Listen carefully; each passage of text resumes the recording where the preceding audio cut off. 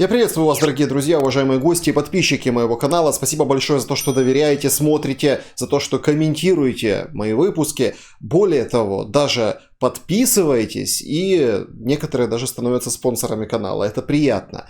Но самое главное, это демонстрация того, что то, что здесь обсуждается, для вас интересно. Интересный собеседник прямо сейчас со мной на связи. Это российский адвокат Николай Полозов. Николай, здравствуйте. Добрый день. Николай, начать нашу беседу я хочу с очередной волны информации об участии или неучастии, точнее об участии, но в формате видеосвязи Зеленского и Путина на саммите G20. Что вы думаете насчет вообще каких-то прорывов на этом саммите в контексте российско-украинской войны? Ну, я, честно говоря, не ожидаю никаких прорывов, потому что переговорные позиции, стороны озвучили их, Зеленский буквально накануне заявил о своей позиции, они кардинально отличаются. Задача Кремля в данном случае сохранить за собой захваченные территории и остановить боевые действия на условиях текущего статус-кво, то есть оставляя под своим контролем и часть Херсонской, часть Запорожской областей и Донбасс. Задача Зеленского, он совершенно очевидно переговорную позицию, что Россия должна выйти за границы Украины 1991 года, то есть освободить в том числе Крым. Россия должна выплатить репарации. И должны быть серьезные гарантии того, что Российская Федерация в будущем не будет совершать акты агрессии в отношении Украины. Совершенно очевидно, что переговорная позиция для Кремля абсолютно неприемлемая, равно как и неприемлема позиция России для Украины, поскольку Украина рассматривает эту войну как освободительную, и речь идет об освобождении всех захваченных территорий, включая Крым. Поэтому, несмотря на определенные миротворческие усилия, которые предпринимает ряд мировых политиков, кто-то из собственного интереса, кто-то благодаря тому, что Путин все еще имеет влияние на западный истеблишмент, ну, собственно, поэтому происходит обсуждение, что, может быть, какой-то формат каких-то переговоров может к чему-то привести. Но в данном случае я не уверен, что эти переговоры могут начаться вот просто так в текущей позиции из-за того, что Украина готова идти на эти переговоры, не готова сворачивать контрнаступление. И есть возможности, есть запал для того, чтобы дальше продолжать отвоевывать территории. То есть в данном случае переговоры, как таковые, они более важны Кремлю, нежели чем украинским властям. По поводу визитов на саммит G20 есть определенная неопределенность в отношении визита Зеленского. Скорее всего, прошла информация, это будет видеосвязь. И здесь тоже можно найти причины, потому что за вот эти 9 месяцев почти войны он не выезжал из страны, был постоянно в Украине на рабочем месте, и как бы отъезд даже там краткосрочный на период саммита G20, он может по-разному восприниматься в середине страны. А что с Путиным? Потому что есть разные там инсайды, сложно проверить эту информацию, но тем не менее якобы этот визит очень полезен Путину, мол, если он лично приедет, это означает, что он все-таки игрок, с ним считаются, пускай не все, но с кем-то он там встретится, с кем-то поговорит, продемонстрирует, что все-таки он имеет влияние, вес. Да, репутация, конечно, подмочена серьезно войной в Украине, но тем не менее это вот какой-то путь для того, чтобы свою репутацию немножечко возвысить. И очень интересно здесь, как бы деталь интересная, что якобы спецслужбы российские доложили президенту, что кто-то из лидеров, участников саммита, имеет вот намерение, намеревается найти с ним контакт, встречу и открытой ладонью по лицу заехать ему прям там, то ли в формате официальном, то ли в формате неофициальном. И, мол, этого очень сильно боится Путин, и, ну, едва ли не поэтому сейчас метание, ехать или не ехать. Что об этом обо всем думаете вы? Ну, ранее уже Путин сталкивался с обструкцией со стороны мировых лидеров на подобном саммите. По-моему, это в Аргентине было в конце 2018 года, когда ну, с ним за один столик никто не встал. Вот. И все как-то его сторонились, и даже, по-моему, фотографию итоговую без него сделали. К этому ему не привыкать. Другой вопрос, что для Путина и для Кремля в целом эта поездка имеет значение только в том случае, если она принесет какой-то ощутимый результат, какой-то весомый дивиденд. То есть ехать ради того, чтобы пообщаться с кем-то, получить отворот-поворот и, значит,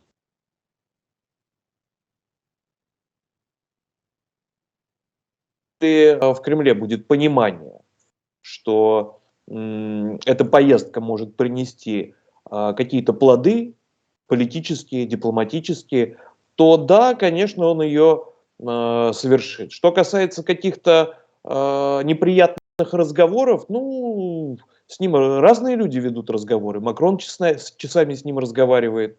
Я не думаю, что всегда это приятные беседы. Для него это как раз не страшно. Ну, вот. Опасность какого-то физического покушения, да, ну, у него, конечно, паранойя присутствует.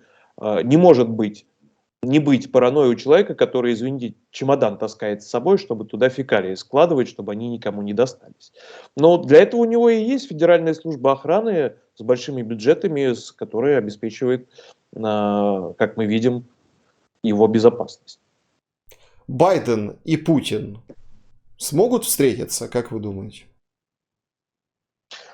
Теоретически могут встретиться, опять-таки, мы же видим, что Кремль прибегал к разного рода ухищрениям для того, чтобы создать запрограммированную встречу, для того, чтобы она состоялась с Байденом. Мы помним, после вступления Байдена на пост президента, какое он сделал заявление о Путине. Собственно, после этого Путин начал скопление армейской техники, вооружения и живой силы вокруг границ Украины. И фактически довел ситуацию до того, что американцы встретились летом с ним, и был разговор Байдена и Путина. Но к чему это привело? Это не привело ни к чему.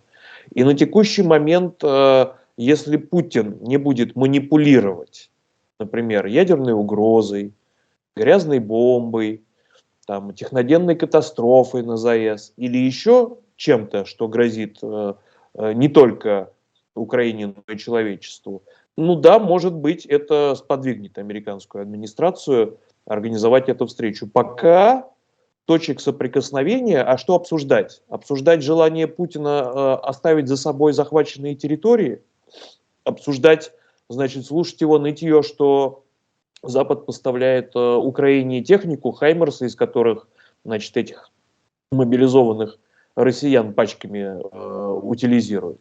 То с ним это обсуждать не будет. То есть он может сконструировать некие условия, при которых эта встреча состоится. Но сейчас никаких предпосылок для того, чтобы она состоялась, вот из текущей политической ситуации не усматривается.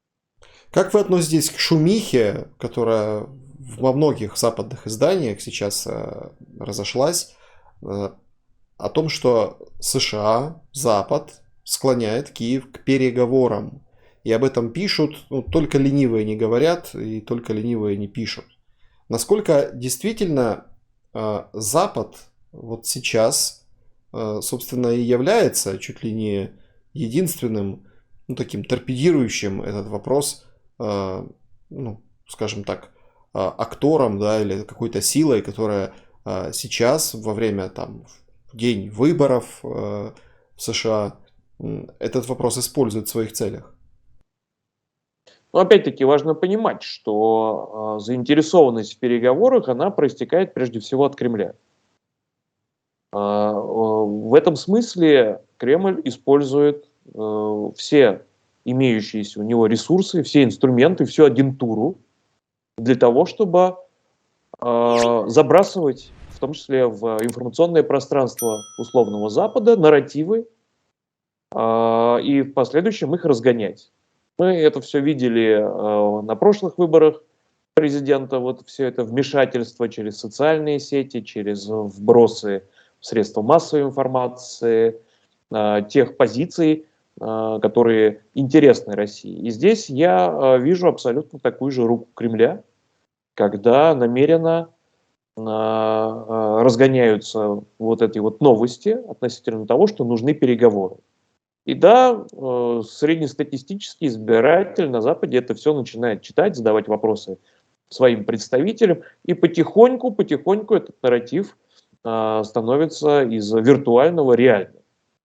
Вот. Поэтому, конечно же, совершенно очевидно должно быть, что переговоры сейчас приведут к тому, что Россия сможет и Кремль снова скопить ресурсы, снова сформировать такой боеспособный, значит, ударный кулак и снова будет атаковать Украину. А может быть не Украину, а и страны Европейского Союза, Прибалтику и так далее.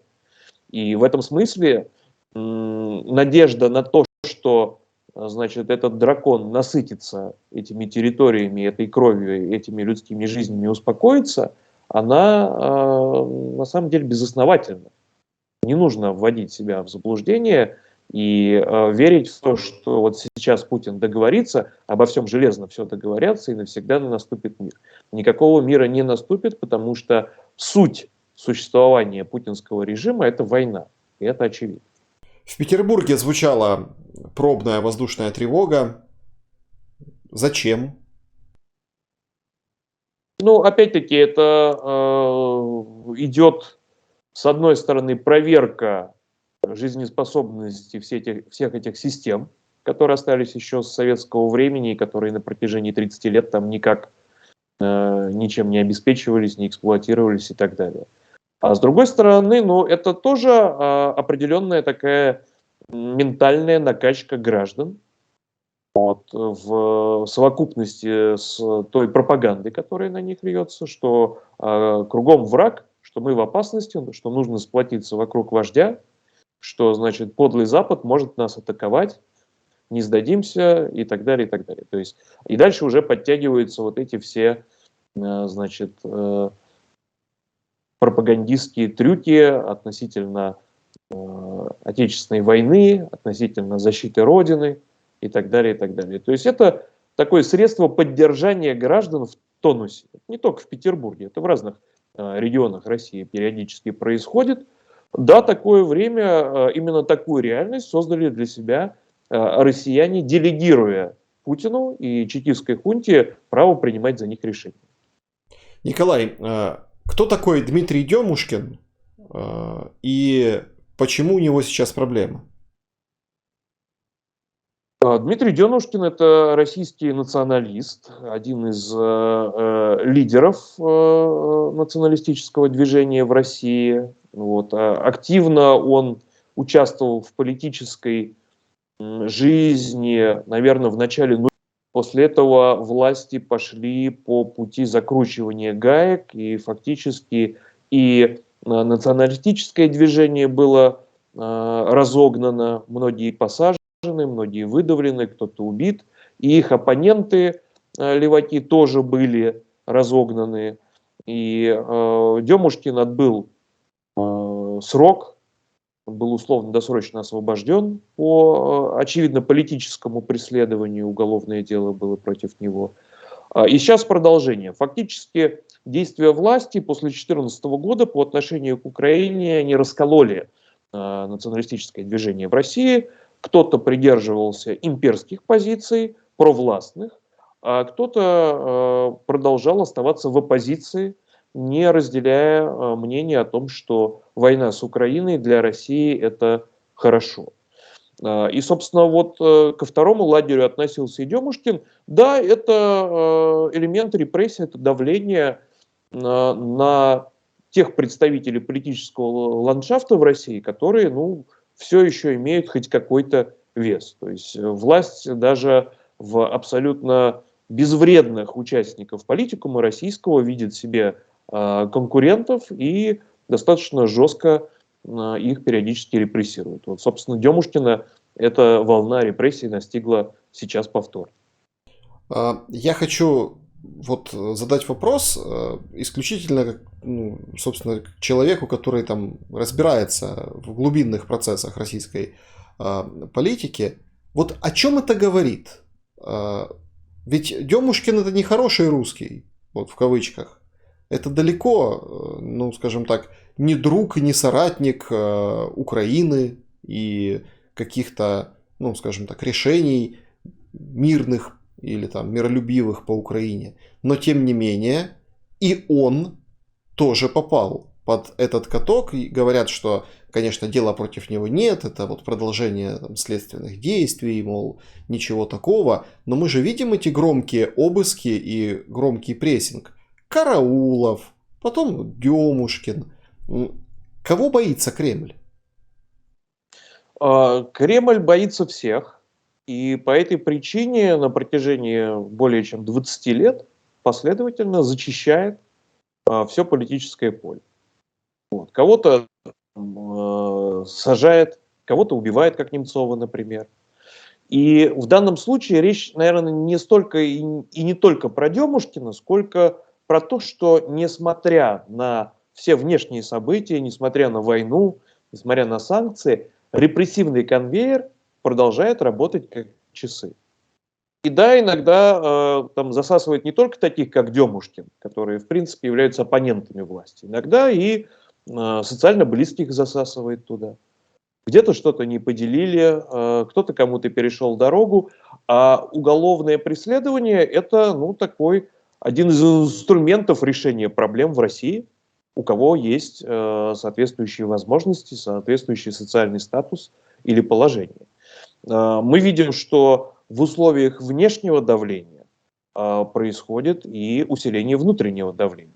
Если раньше, там, условно говоря, никто там никакие телеграм-каналы и их редакторов не трогал, сейчас уже по, значит, связанным с Собчак нескольким каналам прошлись, и людей уже преследуют, они в СИЗО находятся. Я думаю, что в какой-то момент дойдет до вот пресловутых военкоров, которые сейчас, значит, рвут тельняшку на груди за Россию, вот, а потом выявится, что они, оказывается, были враги и вообще рассказывали то, что не должны были рассказывать. История ходит по кругу, и вот этот механизм репрессий, который со сталинского времени, вот этот скелет остался, он никуда не делся. Наоборот, он за последние годы оброс вот этим, значит, оперативно-следственным мясом, и вся эта армия следователей, значит, ФСБшников, представителей там, полиции и так далее, да, они продолжают свою работу, поскольку это сама суть того режима, который сейчас установлен в России. Николай, ну, людей с каналов Собчак преследуют, а Собчак вернулась в Российскую Федерацию. И даже политолог Марков говорит, что это уникальная спецоперация российских спецслужб по ее возвращению, чтобы не допустить покушения на самого Путина. Он уже несколько раз повторяет эту мысль, российский пропагандистский политолог. Я хочу, чтобы вы ее откомментировали. Вы знаете, сложно комментировать политолога Маркова, потому что это человек, страдающий серьезным заболеванием алкоголизма. И зачастую те вещи, которые он пишет и говорит, они абсолютно не соответствуют ни окружающей действительности, ни здравому смыслу. Что касается Собчак, я думаю, все гораздо прозаичнее. Она договорилась. Вот, то есть, да, изначально были серьезные, скажем, претензии со стороны Чемизова. Это руководитель, значит, Рособоронки и друг Путина. И вроде как эти каналы вымогали у самого Чемизова какие-то, значит, деньги, что выглядит абсолютно нелепо.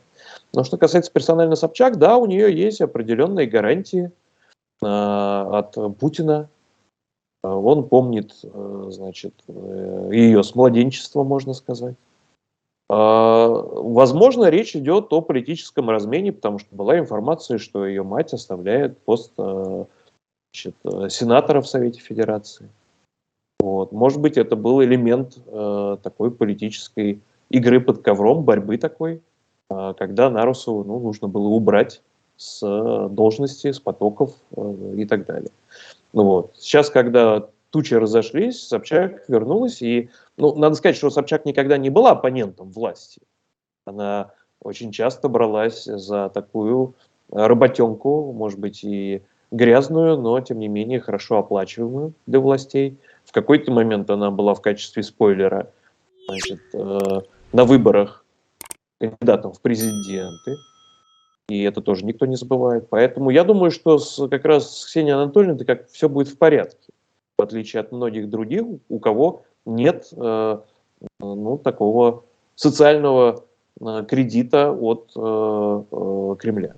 Николай, об агентах Кремля хотел с вами поговорить, потому что разразился недюжинный скандал последних дней.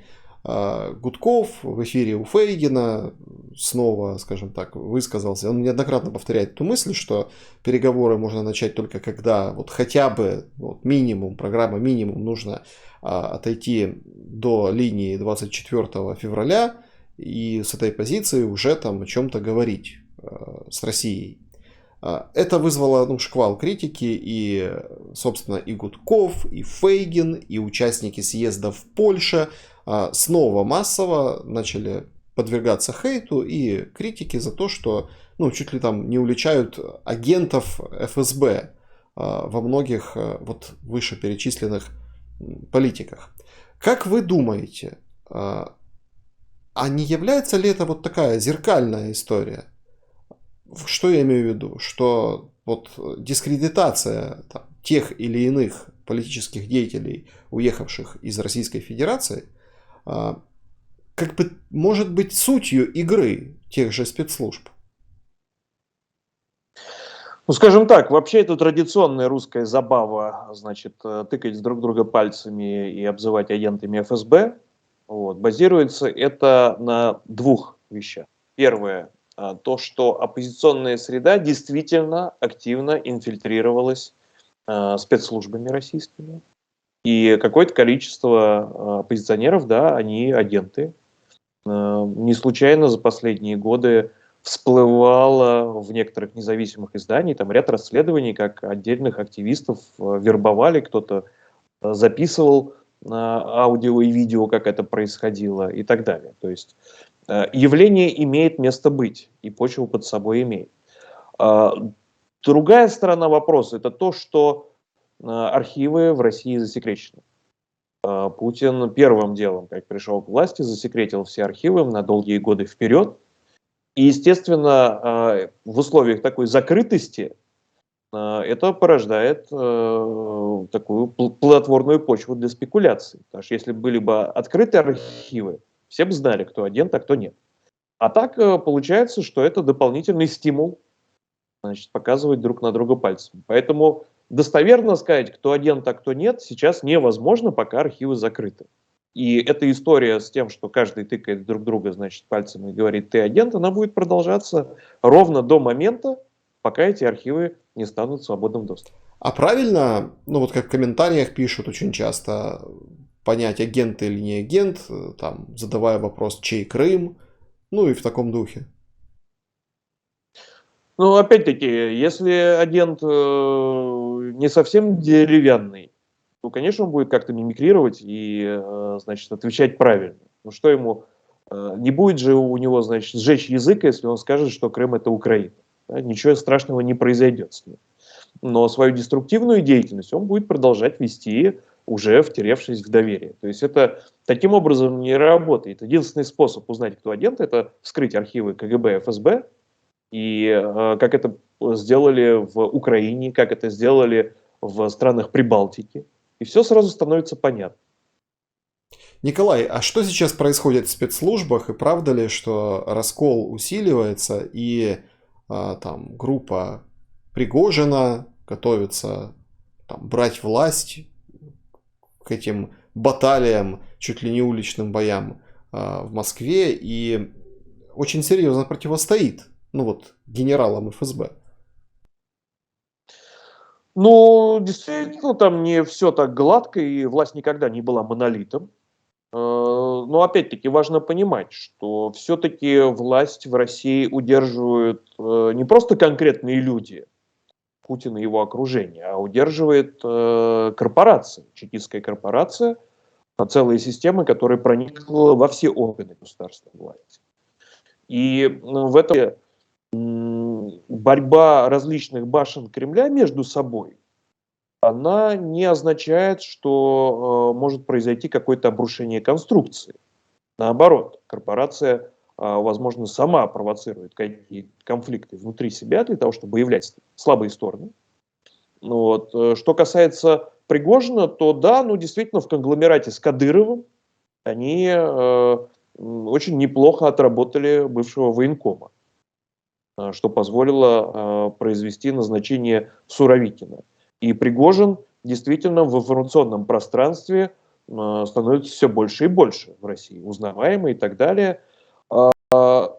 Опять-таки, все это происходит только благодаря личному отношению Путина к нему, благодаря тому, что Пригожин не чурается для Путина осуществлять различную грязную работу, в том числе вербовать заключенных для своей ЧВК и последующего участия в войне. Но это не панацея того, что, значит, в случае изменения конфигурации властной Пригожин останется, скажем так, в том же положении, с тем же ресурсом и, может быть, будет претендовать на какие-то высшие посты государства. Это абсолютно не так. Похоже на правду, что Пригожин держит путинский общак 15 миллиардов долларов?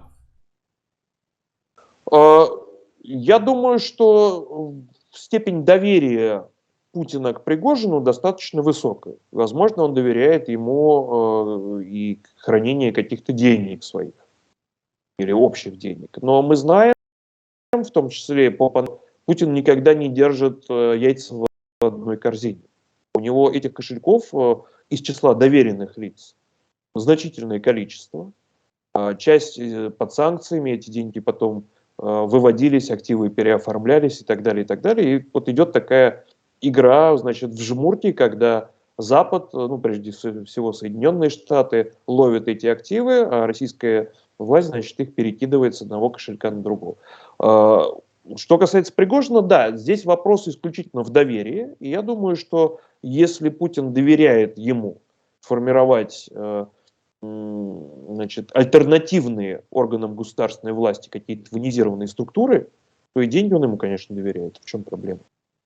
Угу.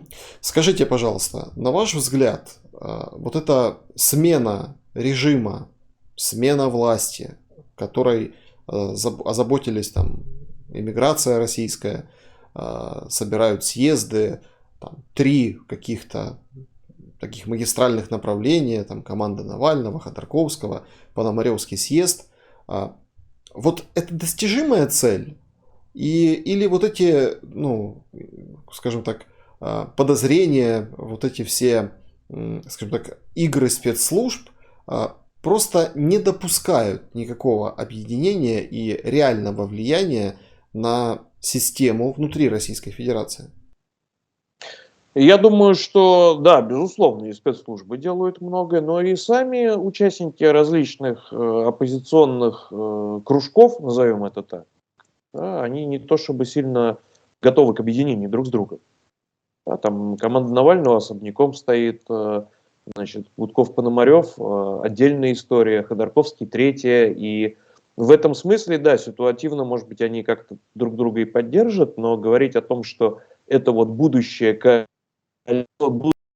коалиционный парламент России, да нет, конечно. И мы это видим прекрасно по истории русской иммиграции начала 20 века, когда тоже были различные течения, различные кружки, различные движения, ни к чему не привело абсолютно. Ситуация будет меняться только внутри страны. Возвращение оппозиционеров, хоть каких-то, возможно только на броне. То есть, если это будет внешняя интервенция, если абрамсы заходят в Москву, да, кого-то могут, значит, из, там, условно говоря, когда-то известных былых лиц поставить, там, Каспарова или кого-то еще.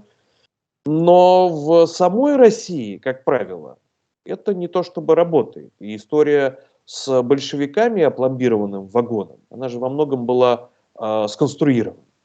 Да, если кто-то будет конструировать ситуацию там, под возвращение Навального, то, конечно, его соратники приедут и проведут какую-то деятельность, а он триумфально выйдет из тюрьмы новым Нельсоном Манделой. Но я, честно говоря, не очень верю в то, что чекисты вот так вот добровольно отдадут всю ту ресурсную базу, ради которой они держат власть. Ну вот. И в этом смысле альтернативные способы изменения власти, они настолько поливариантные, что ну, это просто вот гадание.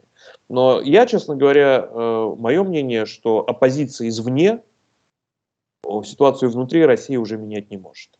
А оппозиция внутри тоже объективно не может этого сделать. Не может, потому что она под давлением находится.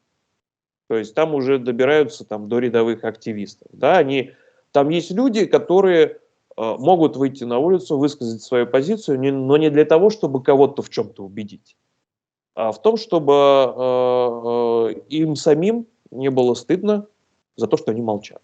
Вот это максимум, что может сделать оппозиция на текущий момент внутри России. Друзья, пожалуйста, подпишитесь на мой канал. Александр Шелест он называется. Поставьте лайк этому видео, напишите свой комментарий к нашей беседе. У меня есть еще одна тема для разговора с вами, как с правозащитником, как с адвокатом.